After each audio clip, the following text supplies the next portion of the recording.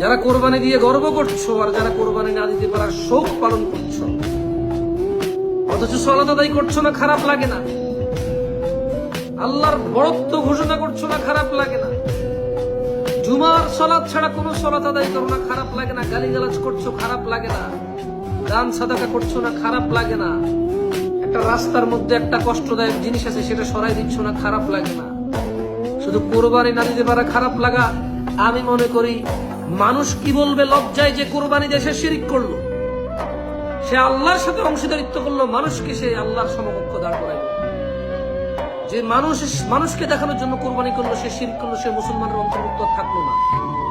আমি আবারও বলি, যে ব্যক্তি মানুষ দেখানোর জন্য কোরবানি করে সে মুশরিক হয়ে যায়। যেই ব্যক্তি কোরবানি দিতে পারছে না, খারাপ লাগে কারণ মানুষ কি বলবে, সেও শিরিক করলো। আর যেই ব্যক্তি তার সামর্থ্য বেশি ছিল, বেশি দিছে, এখন সামর্থ্য কম, কম দিতে লজ্জা পাচ্ছে, সেও শিরিক করে। লজ্জা কার সাথে ভাই? কোরবানি আল্লাহর জন্য। আল্লাহ সামর্থ্য দিলে দিব, না দিব না।